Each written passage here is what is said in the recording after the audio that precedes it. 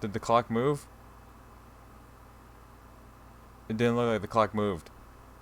Did it move while I blinked, or what the hell? We just cut into a few minutes later? Yes. 誰が犯人かはまだわかりませんぞ。それにベアトリーチェ様は親方様の大切な賓客です。だからなんだってんだ。本人の胸ぐらひねり上げてやれば白状するに決まってるぜ。目を見ればわかるんだよ。私が見破ってやる。何が魔女だ、ベアトリーチェだ。化けの皮を剥いでやる。 Oh yeah, will ya? Jessica never stopped moving. Goda and Kanon chased after her, doing their best to convince her to stop, but Jessica never lent them an ear. Eventually, the witch's VIP room came into view. This VIP room was always sealed and never used. No matter what kind of guests came, Kinzo wouldn't let them in there. And yet the servants were always made to clean this room, so that it could be used at any time. So the servants had started calling this room the witch's VIP room, after their second shapeless master. Jessica knew about this too, and she couldn't forgive the arrogance of the one who called herself a witch by staying in that room.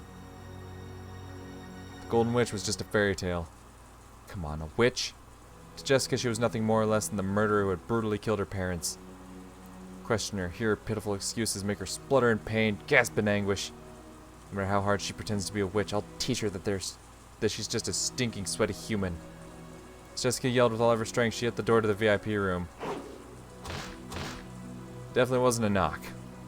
That sound was the beating of her anger's hammer, as if she was determined to break the door down if it wasn't opened.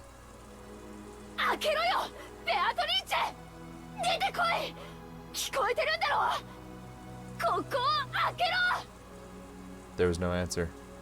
Jessica grabbed the doorknob without any reservation, but she felt the resistance of the lock. She turned around to look at the two servants and spoke.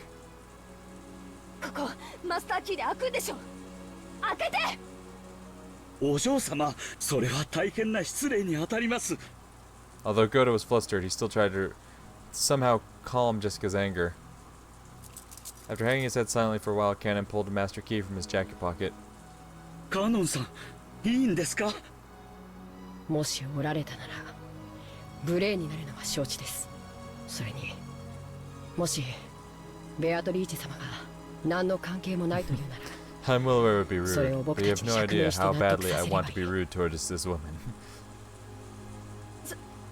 そうだぜ、その通りだ。借りるぜ。 Jessica snatched the master key from Cannon's hand and violently shoved it into the keyhole. Immediately there was a small sound and she felt the lock click. Then without asking permission she flung the door open.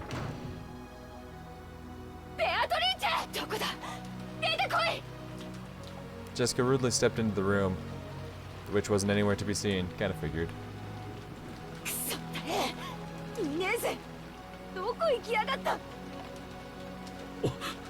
お姿がありませんね。 Jessica, thinking she might be hiding somewhere inside the room, peeked behind the curtains and under the bed, but she couldn't find anyone. However, there definitely were signs that the bed had been used. And though it was only a vague sense, the atmosphere in the room felt a little soft. It wasn't the hard atmosphere of a place normally devoid of people like the chapel. You could definitely tell that someone had spent the night in this room. But she could not be seen. Oh. She could not be seen? Without love it can't be seen? In reality, neither Jessica nor Goda had met Beatrice.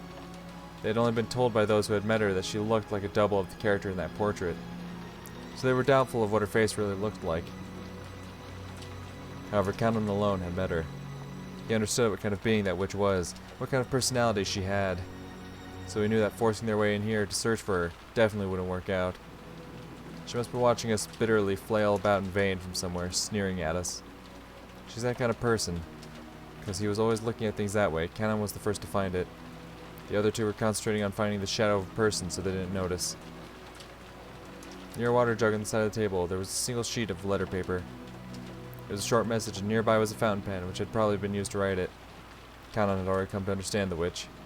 After finding the corpses, they'd been overcome by rage and barged in here only to find no one. So of course the witch would mock them. You can't mock someone unless they know they're being mocked. So in other words, that's what this must be. お嬢様、ここに何か書かれています。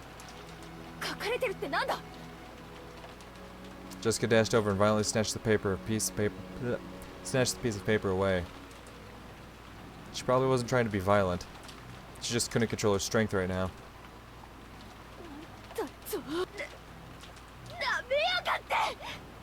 As soon as she read the message, Jessica went into a wild rage, crumpled the paper up and threw it. Then she grabbed a light stand by the bedside and violently swung it around, mercilessly hitting the walls and furniture with it. Jesus Christ! The light bulbs all shattered at once and the fragments were scattered across the room. お嬢様、気をお沈めください。お怪我をなさいます。離せよ！畜生！畜生！出てきやがれ、ベアトリーチェ！よくも父さんと母さんを！そんなに私が怖いかよ！殺してやる！殺してやる！ぶっ殺してやるから姿を現しやがれ！だから離せって言ってんだろ！くそー！ This is written on the paper. 私がぬくぬくとここであなたが飛び込んでくるのを待ちぼうけるとでも？素敵な夜に粗暴なるあなたは似合わない。Ouch. こんな間抜けに育てた親はどうだったOh. の？Oh ho ho ho. 見たよ。本当にそっくりな間抜け面。今はお菓子の国でお腹いっぱい。It was the sort of thing that witch would write. It meant she predicted that one of the children who'd lost their parents would come running in here. If she's hiding somewhere in this room, she must be rolling around laughing now. The witch was that kind of person. She sneered at people's misfortune, using it to stave off the boredom of 1,000 years. これはお渡しください。お怪我をなさいますと申し上げております。離せって言ってんだよ！くそー！くそー！ Go to snatch away the light stand Jessica had been holding. After all, if she kept swinging it around, she might end up smashing against something which could cause serious injury. To Gota's eyes, Jessica probably looked mad with rage, burning herself up with the flames of anger. But Kanan's eyes saw it differently. Those were probably tears of sadness hidden by rage. So, when the light stand was taken from Jessica, when she started crying on the floor, scratching at the carpet, almost as though she was groveling, Gota was surprised, but Kanan was not. Of course, she had lost her means of crying by lashing out in rage.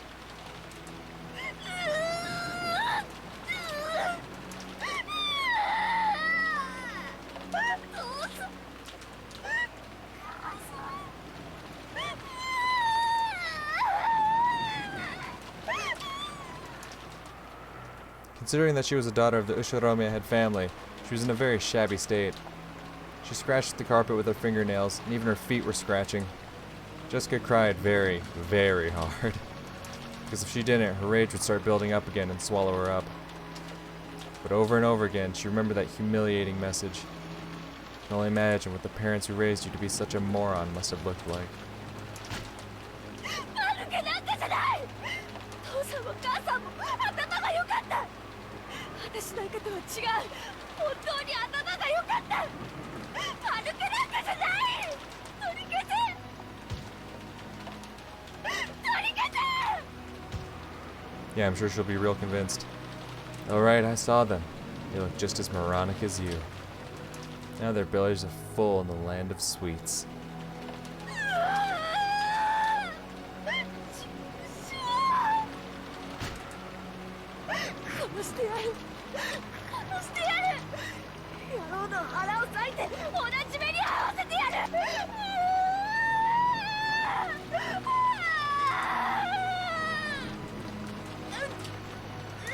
Ah, asthma time. As Jessica cried and screamed, she triggered an asthma attack. The servants watching over her hurriedly ran up to her and rubbed her back, but that only provoked Jessica's wrath.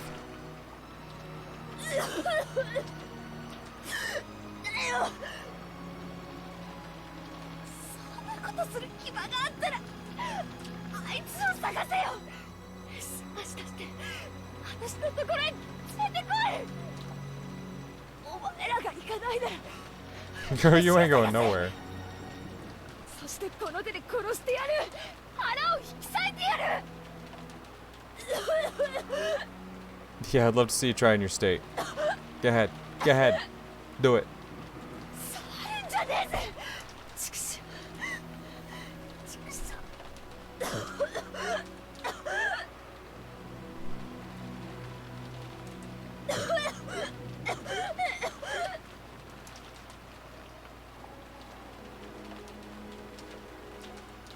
Jessica got up unsteadily, and as her asthma continued, she went out into the hallway.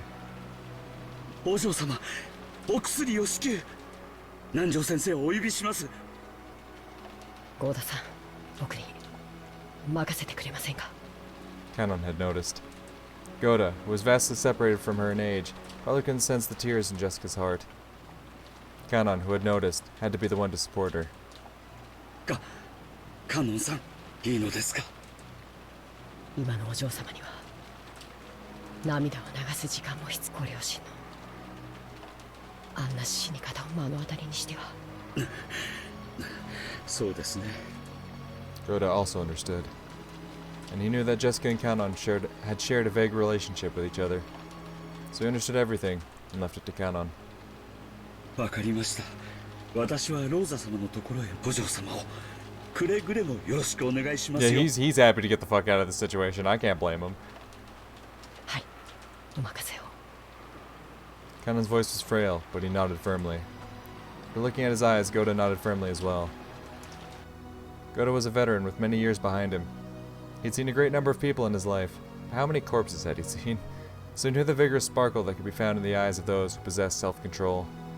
He had surely seen that in Kanon's eyes. So he would leave this to Kanon. When you think about it, maybe this was the first time Goda had ever trusted Kanon and relied on him for a job. Jessica, still suffering from her asthma, seemed to be heading towards a room, though she kept leaning against the wall. Kanon followed her wordlessly. If she had asked for a hand, he would have leapt forward and supported her. But until Jessica did ask for that, he chose to hide himself, watching over from a distance where he could come to her rescue at any time. When people feel their hearts are about to explode from sadness and want to have someone by their sides, you can bet 10 billion of them would want to turn around and find someone in the place Kanon now stood. As he watched over Jessica from behind. Then finally she doubled over in front of the door to her room. The asthma attack had stolen all her strength, and her thoughts had gotten hazy from the lack of oxygen, making it impossible to even stand up again. But right then, Jessica didn't think she wanted someone to lend a hand. She still hadn't been able to overcome the flames of anger. Even if someone had offered her a hand with good intentions, Jessica would have wanted to tear it off right then. She knew how unfair that would be, so she definitely wouldn't ask for help until she overcame the fiery anger burning inside. Jessica had probably lost the willpower to even call for help. But Kanon heard it. He definitely heard it. Kanon definitely heard that voiceless call for help, one shared by miserable grievers the world round. An endless scream that no one ever seems to hear. Kanon quietly knelt by Jessica's side and wordlessly offered her shoulder. Though Jessica kept coughing painfully, she accepted it. Unlocked the door to her room and entered. こちらへ。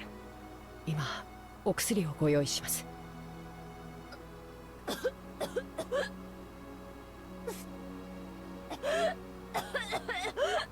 Jessica often said that when her asthma got serious enough, it hurt so bad it felt like she'd vomit up her whole stomach. Her face was pale and her gaze wavered, and yet the coughing continued. Even so, her sadness was probably even stronger. After having her sit on the bed, Kanon took a bronchodilator from the cute little basket on a nearby side table and handed it to her. Jessica sometimes forgot to take her medicine with her. Whenever this seemed to have happened, Kanon would take notice and secretly carry around the inhaler from the first aid kit in the servant room, but he hadn't done so today. He scolded himself, still wondering how he could call himself furniture after failing to bring it with him on a day like this. Then he remembered the day when he used that word and somehow betrayed Jessica's feelings. It jarred Kanon's heart, but he felt it would be indiscreet to think about something like that, considering how Jessica felt now. And he locked it up inside the depths of his heart.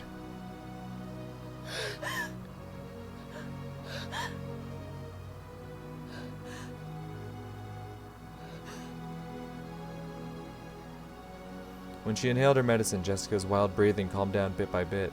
She was finally able to regain her composure. But she lost too much strength and willpower to get up from the bed.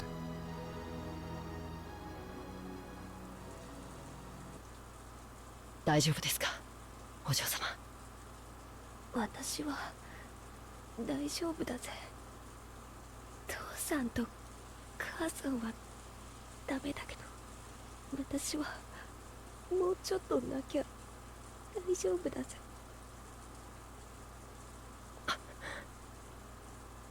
Kind of regretted his poor choice of words. Did he really say, "Are you all right?" to her? Was he really that clueless of the pain in her heart? This was what made him furniture. This is why he couldn't become human. 廊下におります。ご用がありましたらすぐにお呼びください。Canon understood that she still needed some time to cry alone. He told her to call him at any time, bowed, and tried to leave the room. 何か。 Jessica had spoken up as though she wanted him to stop, so Canon had stopped. If she asks it, I'll do anything I can to help her. Right now, I'd become even a cane or a chair if it would help ease the pain in her heart. If by doing that, I could make up for the pain I dealt to her heart on that day. For a while, Jessica stared into Canon's eyes. It was as though her reason for stopping him was something she couldn't put into words. For a while, neither spoke. Awkward. Jessica broke that silence. With a small voice. ごめん、なんでもないぜ。しばらく一人になりたいって。小沢おばさんに。一人には Oh. しません。あなたを Oh. 僕は一人にしない。 Oh. だから廊下にいます。いつでも。 Canon hitting her with the "I won't let you be alone." Smooth. 呼んでください。 For just an instant, it looked like some kind of hope had flitted into Jessica's eyes.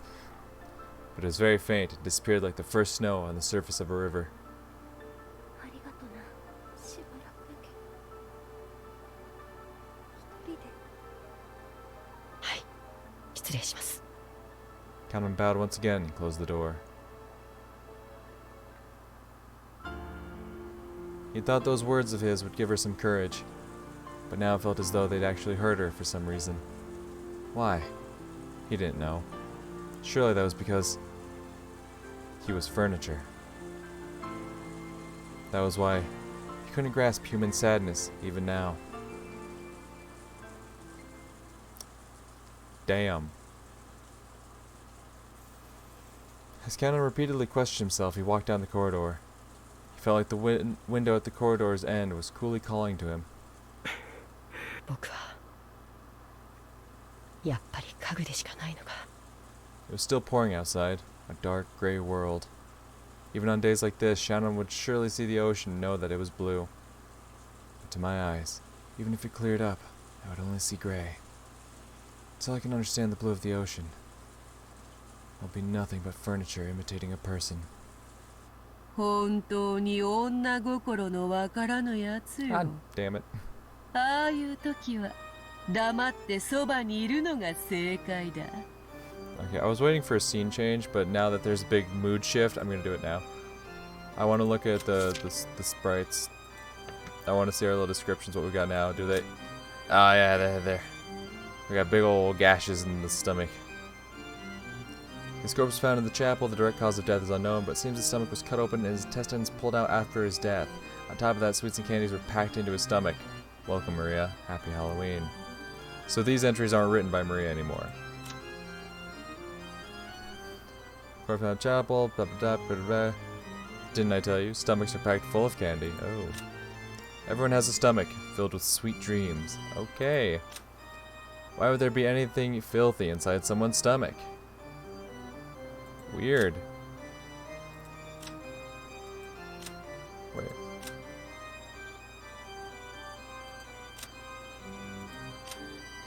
There's the exact same words, but for this one, for some reason, this one goes a bit longer, so I thought it was like a different sentence.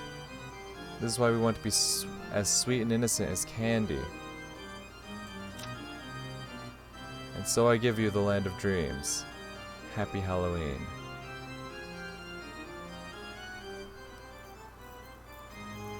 Okay. So we can already assume our two that are close are going to be Miss Shannon and George. Those are going to be our two that are close. I'm almost sure of it.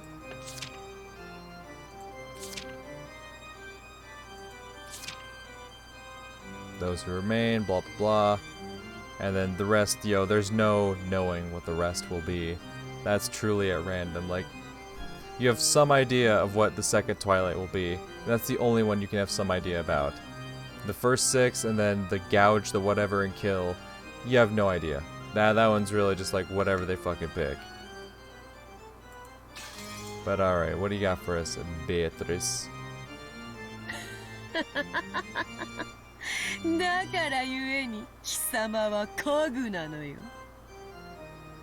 貴様。 There shouldn't have been any trace of human life in this corridor. It had been an empty corridor filled with frigid air. But those scoffing words approached Canon from behind. When he turned around, he saw that witch.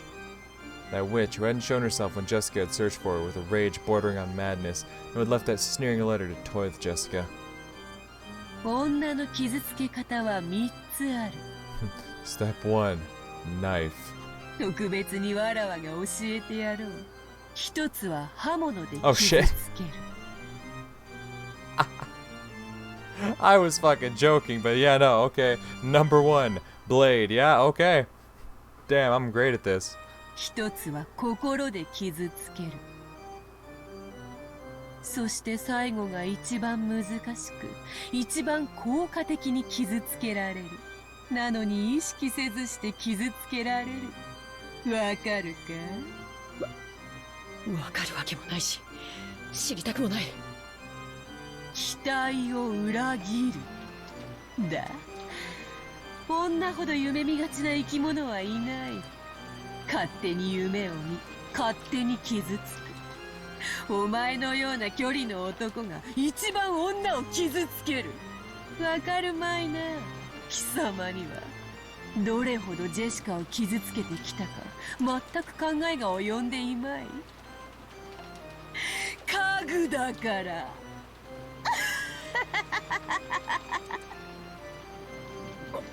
お前のたわごとに付き合う気は毛頭ない。僕を嘲笑うためだけに姿を現したというのか。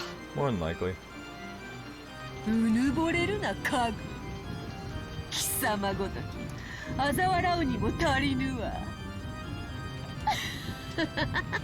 しかしそなたも一人ではそれに値しなくても二人揃えば十分に足りる。若々しき男女の悲運を笑う喜びは何度繰り返しても飽きぬのでな。なんだと。まさか貴様、お嬢様を。第二の番の生贄に寄り添う二人が必要なのでな。I mean, that's what I was thinking like maybe Canon and Jessica, but like they're not close, お前 really. たち二人は実に都合が良い。待て、勘違いするな。僕はお嬢様とそういう関係じゃない。第二の番の生贄にはならない。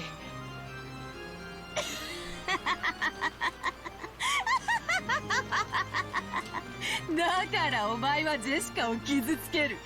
だからお前は人間になれぬ。ならばよいだろう。貴様がジェシカを思い人と認めるならばそれを受け入れてもよい。But then you know who it has to be then. だがジェシカは殺す。 Oh? なぜ？このバー決まっておろうが。殺したらそなたが歪めるだろうその表情が楽しいからの他に何の理由が必要なのか。儀式に従いわらわは気まぐれに13人を生贄とする。だがそれ以上殺してはならないとの決まりはない。わらわが楽しければ幾人でも殺す。だから殺す。わらわを思いっきり笑わせてみせろよ。家具、カ